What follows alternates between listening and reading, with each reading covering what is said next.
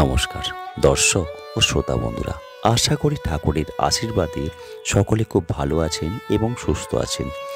আজ আমি ঠাকুর শ্রী শ্রী রামকৃষ্ণদেবের কাহিনী অবলম্বনে কথামৃত থেকে শ্রী রাধাকৃষ্ণ ও গোপী প্রেম এই পরিচ্ছেদটি আপনাদের সামনে তুলে ধরব।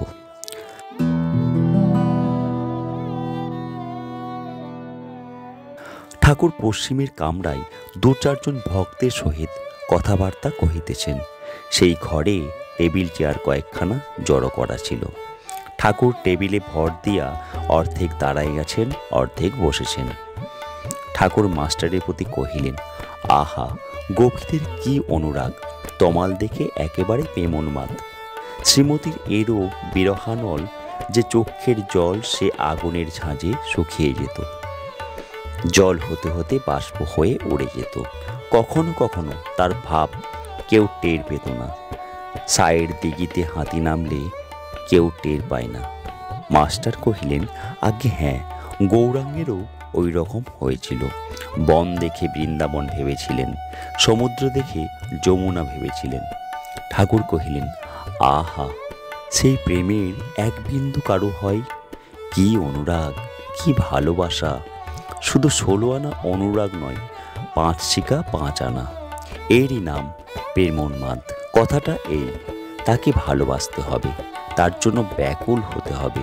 তুমি যে পথেই থাকো, সাকারেই বিশ্বাস করো বা নিরাকারেই বিশ্বাস করো, ভগবান মানুষ হয়ে অবতার হন। এ কথা বিশ্বাস করো আর না করো, তাতে অনুরাগ থাকলেই হলো। তখন তিনি যে কেমন তিনি নিজেই জানিয়ে দেবেন। যদি পাগল হতে হয়, সংসারের জিনিস লই কেন পাগল হবে? যদি পাগল হতে হয় তবে ঈশ্বরের জন্যই পাগল হও। এই ছিল আজকের আলোচ্য কাহিনী। আজকের এই ভিডিওটি যদি আপনাদের ভালো লেগে থাকে তাহলে অবশ্যই অনুরোধ করব, ভিডিওর নিচে কমেন্ট বক্সে ছোট্ট করে একটি কমেন্ট এবং লাইক অবশ্যই করে যাবেন। যারা আমার চ্যানেলে আজকে প্রথম এসেছেন তাদের কাছে আমার বিশেষ অনুরোধ, আমার ছোট্ট চ্যানেলটিকে সাবস্ক্রাইব করে পাশের বেল আইকনটি অল করে আমার পাশে থাকবেন। ইতিমধ্যে যারা আমার ছোট্ট চ্যানেলটিকে সাবস্ক্রাইব করে আমার সাথে রয়েছেন তাদের সকলকে আমার অসংখ্য ধন্যবাদ।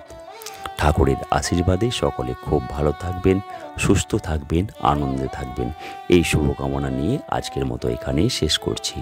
ভিডিওটি সম্পূর্ণ দেখার জন্য অসংখ্য ধন্যবাদ।